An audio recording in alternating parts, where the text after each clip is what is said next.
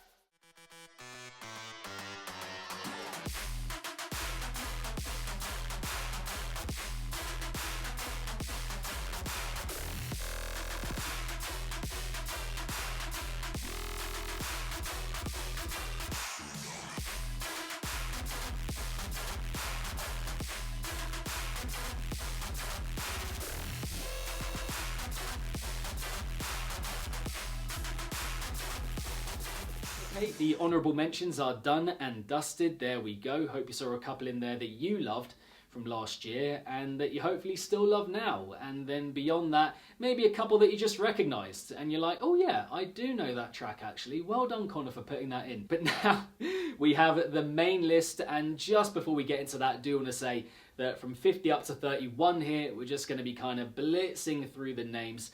And then from 30 up to number 1, we're going to be giving a little bit more detail, a little bit more analysis as to why these tracks are so good. And so, at number 50, we have Demolish, Reimagine, Rebuild by Swan. At number 49, we have Got Something to Say by Alicia Keys and Cursor. At number 48, we have Yano and Suski with Nothing. And at number 47, Kingdom by Rejection. At number 46, we have Out My Mind by Dutta and Emperor. At number 45, we have Tonight by ACN and Overladen. At number 44, Rawthentic by Mr. Bill and Infected Mushroom. And at number 43, Kickback by Ivy Lab. After that, at number 42, we have Nah Man by Local. At number 41, we have Lightfold by Culprit. At number 40, we have Damager by Sammy Vergi and Interplanetary Criminal. And at number 39, Anxiety Anthem by Mr. Following on from there, at number 38, we have Scream For Me by Beast Boy. At number 37, we have Senses by Scullion. At number 36, we have Project Z or Project Z, whatever you want to call it, from Zomboy. And then at number 35, we have Versa Versatile by Tice. formerly of Noisier. And then rounding off the 30s at number 34, we have When the Beat Bang by Charmy and Malar. At number 33, we have AC Slater and Young Likes with Bassface. At number 32, we have Still There by Magnitude. And at number 31, we have XOYO by Mystic State and Elias. Coming in at number 30, we have Control the Media by Anti-Up, which is Chris Lorenzo and Chris Lake, of course, teaming up again for a fantastic album, and this was my favourite track from it. And this is one of the most fun, most bubbly house cuts of last year, and there were quite a few. So yeah, standing out amongst a big bunch. And then at number 29, we have Skrillex and Hamdi with Push, which I think you'll all agree is a fantastic pairing. We have a supremely catchy vocal here, a very fuzzed up instrumental, and all the production is very, very, very clean with that amount going on. Yeah, very good track. At number 28, we have The Streets by MPH, which is, in my opinion, better than any track of his debut album, which also, of course, came out last year and featured in my top albums of the year video. But yeah, this one right here, this single, better than anything for me off that album, which is quite saying something. And yeah, the energy with this one, off the charts, so lively, so on its feet. Love it for that. And then at number 27, we have I Regret by Killin' Void, which is somber and reflective dubstep done right, in my opinion. There's a lot of emotion bound up in this track, and the chemistry between the elements is just so there, so available, that it makes for a very nice, rounded, hearty, wholesome cut. Love it. And at number 26, we have Claybrook with Try Again, which is beautifully bouncy and fruity dubstep, I would have to say. Yeah, extremely well cut, extremely well arranged, and it is just Claybrook in full flow, I would have to say. What else more can I say? And then at number 25, we have Rohan with Easy For Them. Another very memorable, earwormy kind of vocal, which I just imitated and impersonated there.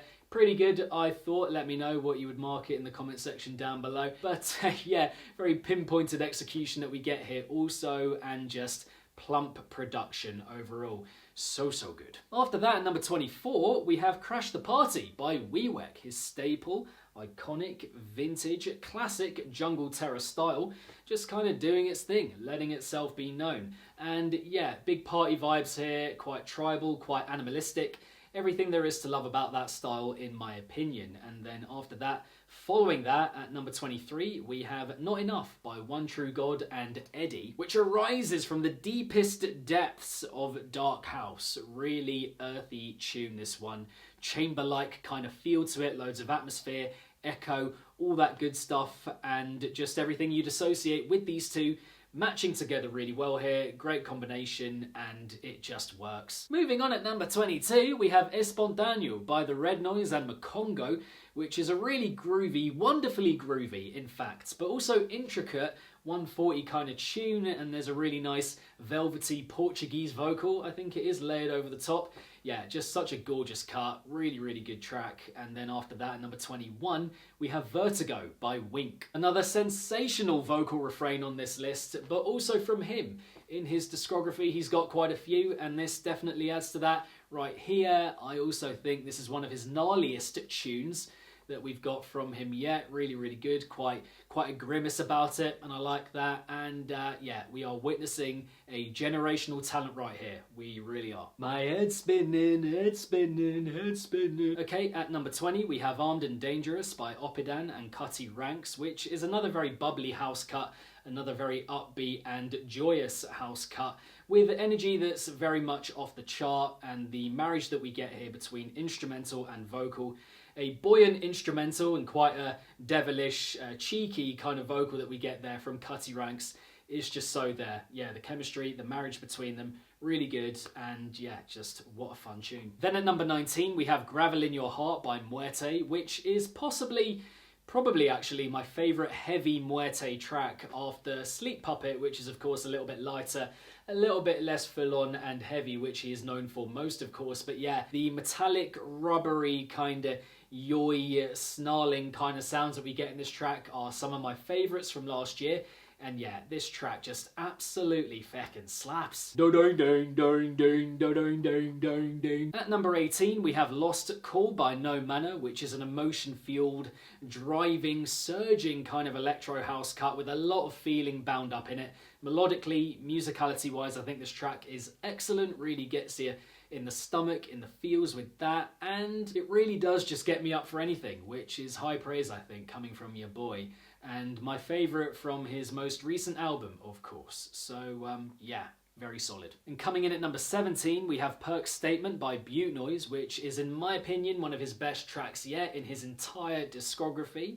We get a load of brilliant individual touches on show here, from animated percussion to little vocal bits here and there, and then these kind of musical swells that are quite orchestral and classical sounding that kind of intersperse the tune at all points and are just so good. Yeah, just glorious stuff, and I like that tune a very lot. At number 16, we have a track that I think might surprise a few people. Quite a few people, maybe, I don't know. But it is one of the naughtiest house tracks that I've heard in quite a while. And again, that is saying something given how many there are out there, but it's Fisher and Flowdan with Boost Up. It is for me just another cut where the vocal and instrumental chemistry is so there, so on point. The instrumental from Fisher, a little bit needly, quite cheeky, a little bit mischievous and quite naughty, like I was saying. And then the Flowdan vocal, I mean, it's just him in full flow, he's strutting his stuff. A load of dark, brooding energy coming with it, matching the instrumental. And yeah, I mean, dubstep, trap, garage, house, D&B, he fits over all of it. What can't he do? And following on from that, at number 15, we have Unfinished Business by Odd Profit, which is one of the best tear-out tracks of the decade so far, without question, which sits alongside, by the way, British Gas, which is also by Odd Profit. It is just really good seeing and hearing someone be inventive, be creative, and kind of think outside the box with a style of music that, let's be honest, it can get quite stale and a little bit stagnant in terms of the amount that comes out doing the same kind of thing. So yeah, big fan of this. The tempo changes, the changes in drop structure as well, some very good vocal samples. Yeah, I mean, it's very good. At number 14, we have Giant Creatures by Feed Me, which is one of his most heartfelt tracks yet, well over a decade into his discography and him putting out music. I think that combination of reflective but hopeful works really well for the track, and the musicality that we get with that just pulls you in so effortlessly. And yeah, it's his lighthouse kind of style with a real darkness permeating it, lying underneath, propping it up, pushing it forward. Gotta love it. And then rolling in after that at number 13, we have Eliminate and Frost Children with SMSOU, which is another pacey house cut, but of the far punchier variety, I would have to say. The sound here is just so well rounded and juicy and plump. I'm gonna have to use that word again. And there's just a lot of very good pop bass flavour on show here, owing in large part to the vocal from Frost Children, which is just iconic, tonally, lyrically, all that good stuff. And then at number 12, we have what is for me the cheekiest bass track of last year, without question. And undoubtedly, that is Dunga by Troy Boy and Toxic Rob on vocal duty. Very mischievous, playful kind of vibe about this one. Like I said, very cheeky as well. And it's just very soothing on the ear, very cutesy, and just really gorgeous, warm production to the whole thing. Again, the vocal instrumental combo is so good, is so on point, and it's one of those that I just couldn't skip. Basically, whenever it came on, it's just so much fun, so bouncy, so joyous, and again, that cheekiness, that cheeky factor, I just couldn't let go of for the whole of last year. Again, whenever it came on, so good. And then coming in after that at number 11, we have what is for me one of the best outright dubstep cuts of last year for sure. Without question, undoubtedly, this track is huge, mammoth, behemoth kind of number that we're talking about right here. That is Combine and Clippy with Blue Speaker Rhythm. Yeah, this right here is generational wubbage and production that is so fat that I'm pretty sure if you turned it up loud enough, it would knock over your nan. Like, it's that kind of tune where you're just kind of floored by the meatiness, the fatness of the sound and what's going on here. The difference between the two drops is fantastic. I love it. And even the track title, which is a little nod to UKF, I think, with the blue circle emblem kind of thing. Really great tune, love it, so happy that I found Combine. Well, actually, someone from UKF told me about him, and yeah, just so happy that I came across this music, heard it. The EP is also great from him that this track comes from. It was in my EPs of the year, go and check it out. But yeah, this tune in particular, which opens up the EP, it's just so fucking large. Okay, we're now at the top 10 singles of last year in bass music. Here we go. At number 10, Partia by Obsess, which is a stellar drum and bass cut. This is just pretty much as engaging and as full throttle and as in your face as you get in drum and bass, but still really measured and just paced out, considered with the arrangement, the production. It's so full throttle, there's an incredible force about it, and it really does knock you off your socks, but at the same time, you can hear just the carefulness with which everything is placed here. And then beyond that, the vocal play, the musicality is stunning and fits into the track. The framework of that heaviness, I think, really well, creating quite a nice kind of contrast between that flowery stuff, somber musicality, and then the full throttle, brutal nature of everything else surrounding it. Yeah, this track is so good. Then at number 9, we have Threshold by Splitter. This track is pure art. It really is. Like, that is genuinely what I think when I hear it. It's a hyper dubstep, jazz kind of blend, and absolutely my favourite of his and from him yet within his discography.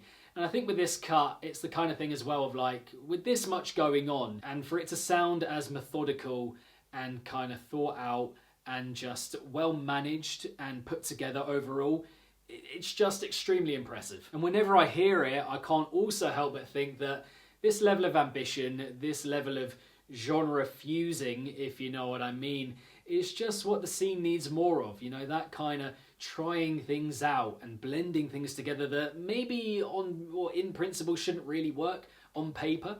But, you know, if you've got enough kind of thought beyond the box, then yeah, you're going to make it work. I know he's doing a bit of a rebrand, so do make sure you're catching up with that as well. But yeah, this tune, absolutely blockbuster cut. Can't wait to see what he comes up with next. Then at number 8, we have Must Die, his catchy and infectious best on Kickback, which is just expert songwriting across the board, on show, on display with this tune. The snaking melodies that we get are so good. The vocal, really catchy, really snappy. Even the sound choice, in my opinion, is just pure songwriting class right there. But then to go with that, you got the movement between the sections, you got the production, which is really sharp and electrifying, backing it all up. It is that snaking melody, though, that really kind of, you know, props it forward and gives it that zhuzh, that flavour, which I love. But yeah, Must Die, instant classic, I think, and definitely one of his best cuts from the last few years, in my opinion, which, again, quite saying something. He's put out 3 albums in the last 4 years, so yeah, another really good cut. Then at number 7, we have my favourite purely house cut of last year, Bass Music 2024. And it's a track that I think got memed quite a bit last year, seeing how it was kind of, you know, talked about and discussed on social media. But what I would also say is that whenever that happened, it was kind of acknowledging and a bit of a reflection on the goodness of it, like all the positive things about it. They were being celebrated whenever it was being shared about and stuff like that. Definitely made it feel like a meme.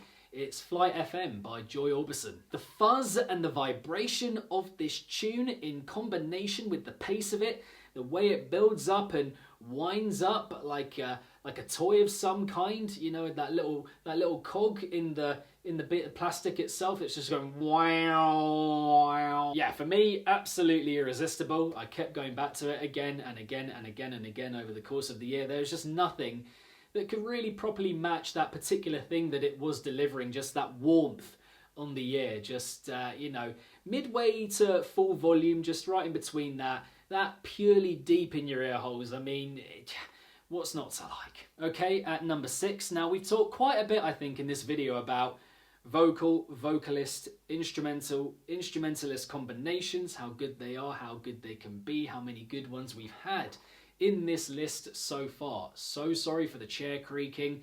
I don't know what's happening there. But anyway, yes, there have been a lot of good ones so far on this list, but this one I think takes the cake. This is the #1 producer vocalist combination, I think, for 2024 in bass music.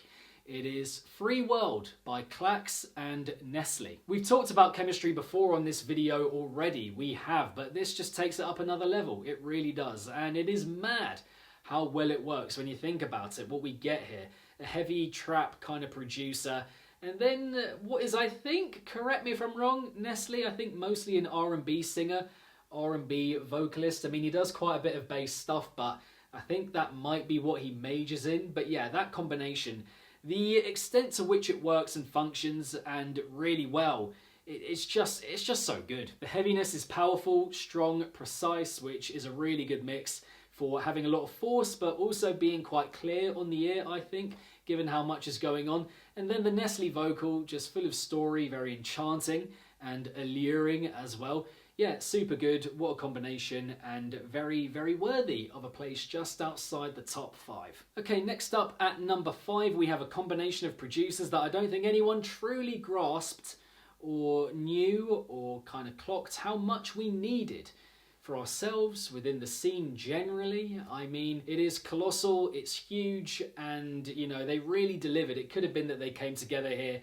as musicians and it didn't quite work, but my god, this one, it really, really did. It is Smack Talk by ISO Knock, which is ISO EXO and Knock 2, and RL Grime. This really is everything good about their respective styles blended together here very effectively. Really, really well. And it is all the stadium-sized anthemic kind of vibes that you could wish for and want from a track that is a combination of these producers. Like, again, they really delivered. This track is huge, large, just colossal, mammoth, all of that. And then beyond all of that monstrous appeal, you've got perfect melodies, you've got really sharp and tight-knit production, even with it being so large. You've got amazing building throughout, from introduction to builds before the drops and beyond. Yeah, I mean, there's so much good to this track. I can't really fit it all into a small section like this, but yeah, absolutely one of the collabs of the year, and so happy that these guys have made a tune together. It was just meant to be. Then at #4, we have my favourite drum and bass cut from last year, from the whole of 2024 in bass music, and yeah, this one really left a mark on me from the very beginning. When I first heard it, in the first listen that I did for the EP that this comes from, and then again and again and again as I went back to it over and over the course of the year, it is Lapse by Sleepnet. In the EPs of the Year video that I dropped a couple of days ago, I talked about how Sleepnet's EP that this track comes from tells a story, and I think this track, out of all the 7 cuts I think that we get on that EP, I think this one kind of encapsulates that best in the journey that it goes on, from introduction to drops, midsection, how drawn out it is as well, the amount of atmosphere that builds across the whole thing. And with that level of arrangement and production, bulking it up, pushing it forward, propelling it forward actually, it's pretty difficult not to call this track exceptional. And that's before I even get to that refrain of "I keep repeating the same patterns," just kind of whispered in this really devilish, evil, just unnerving kind of way that would genuinely fit really well in any horror film. It's just kind of lurking, lingering, it's latched onto my brain and never really left, quite nightmarish, but that fits the track perfectly and gives it that extra bit of just creepy energy just to round it off so well. So yeah, Lapse by Sleepnet. What a fucking good track. Moving on at #3, I do feel like the title track from an EP or album should be a good reflection and kind of representation of the project, the collection in question. And it isn't something that we get that often in bass music, if I'm being honest. Like, often you get the title track and you're like, that doesn't really bring the energy that the collection's trying to bring overall. Like, they're often one of the worst tracks, when really the title track should be the kind of statement maker that reflects the energy of the EP, album, whatever, project, collection in question. But we definitely get that here. This cut right here is an instant classic and definitely, again, representative of what the album overall is trying to deliver. It's Stealing Fire by Virtual Riot. Now for me, the LP overall, Stealing Fire, is very much about creativity, immense creativity, story. It's about blending influences and genres and different samples from different kind of eras of electronic music and bass music in particular as well.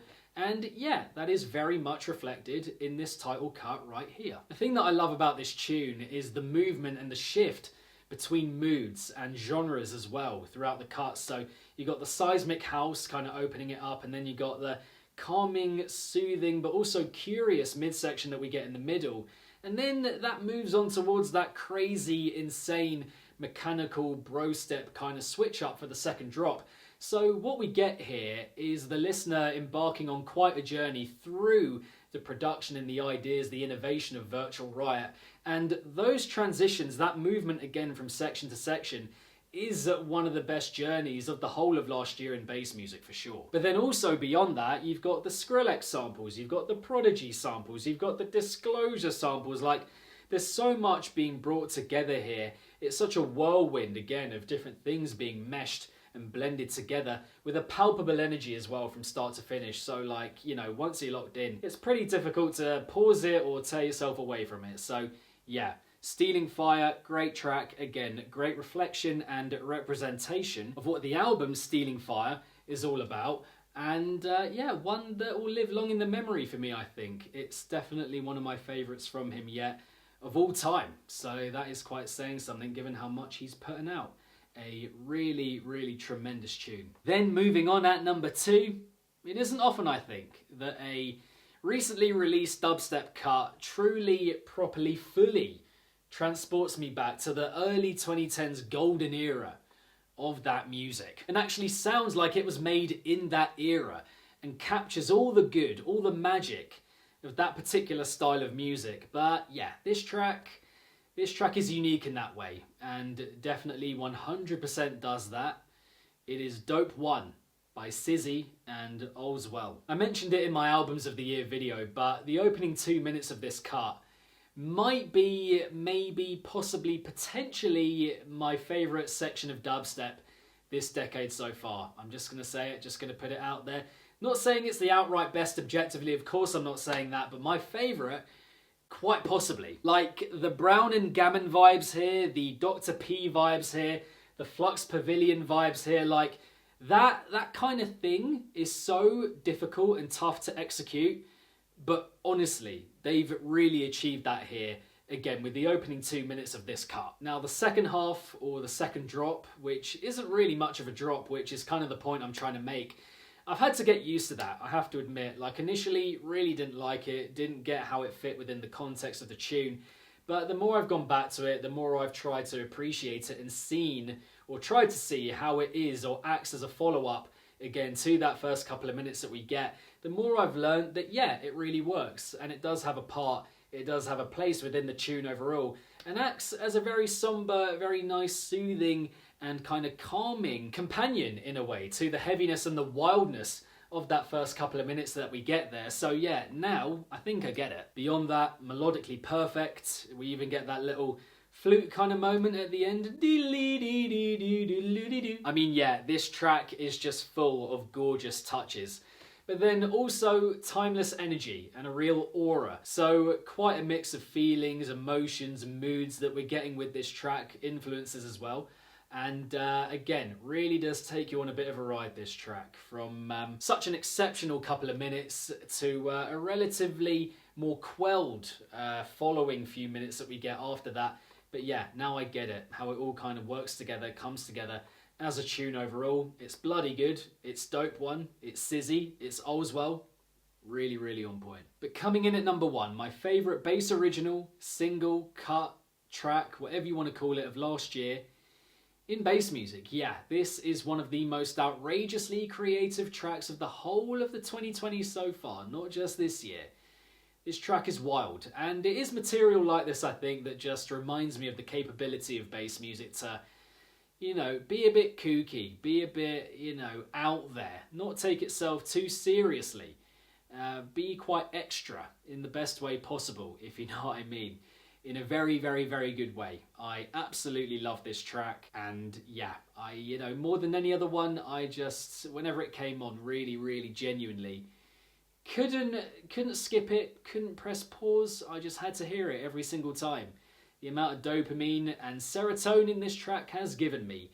It is Goofify by Zeph Parasotto, Mr. Cooltricks and Neddy. Yeah, it's difficult to put into words actually how joyous I find this track to be, how much energy it gives me. And I said last year with my Singles of the Year video from 2023 that sometimes, you know, the track of the year, it can be the best drops, or it can be a best vocal or best production or whatever, but sometimes it does just have to be the track that, again, gives you the most energy, gives you the most life. And this one was unequivocally 100%, without question, that track of 2024 for me, no doubt. And really that comes from how ambitious it is with the different styles and how they're brought together.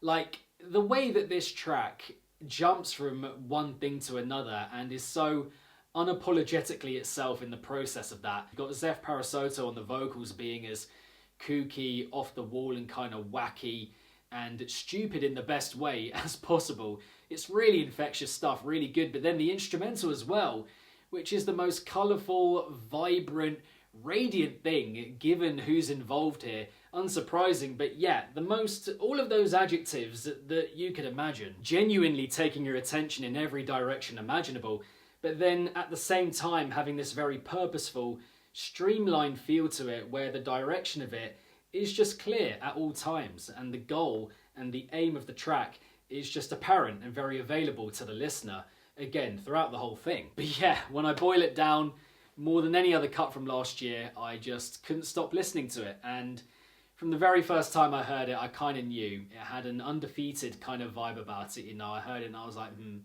this one is going to be tough to beat. It's a fantastic track and a very impressive collaboration, lest we forget, which makes it all the more commendable, I think, knowing that this is 3 people working together, which isn't the easiest thing, but they came up with an absolutely incredible tune right here. Goofify, my #1 in bass music from last year, from Zeph Parasoto, Mr. Cooltricks and Neddy. But there we have it. Yearly Favourites Week 2024 is finally over. There it was, my top 50 singles from last year. Hope you enjoyed the video. Thank you very much for tuning in. Now we're going to get to the good bit. Please do drop your favourite originals, singles, tracks, cuts, whatever you want to call them, from bass music from last year in the comment section down below. Let's get that discussion going for the last time for last year. Again, that's the best bit. Yeah, this is a little bit weird for me right now. Can't quite believe it's over. I've been working so hard on these videos for such a long time, and you know, it's a little bit of a moment given it's reflective of me moving city, which was quite a big thing. But you know, yeah, finally over and very happy about that. I'm excited for normalcy to resume with the channel, which we're going to be getting to right now after these videos. I'm going to have a little bit of a break, maybe 1 or 2 days of not doing anything because I think I need it. And then we're straight back into it, and I can't wait for that. Excited again for a bit of normalcy, a bit of normality to resume with the channel. A little bit weird to think as well that I'm going to be back doing these videos in about 8 months from now, but we'll get to that when we get to it. If you could please give the video a big thumbs up, that would be massively appreciated. And if you could subscribe to the channel along the way and hit the notification bell so you're notified whenever I drop a new video. If you haven't done that yet, if you're new here, I cover bass music in particular as a kind of strand of electronic music. But yeah, please do join in, and you're welcome if you haven't done that yet. It's free of charge for you guys to do these kind of things, and it helps me out a lot, so please do it. It would mean a ton. And as an extension of that, if you like what I do and you want to see me do more of it, if you want to see me continue it, and you want to support me, then my Patreon is linked in the description box. It is patreon.com/Nawtystep. There's a load on offer there. I'm excited to get back into that as well. So please do check that out, again, if you want to support the channel and see Nawtystep continue as a thing for the scene. But yeah, beyond that, keep it naughty. Again, can't quite believe these videos are now over. I will see you in the next one, whatever that will be. Not entirely sure yet. Got a little bit of an idea of what I want to do next. But I will, of course, keep you updated with all of that when the news comes. So, yeah, guys, again, I hope you enjoyed the video. See you in that next one, whenever it is. And, yeah, over and out. See ya.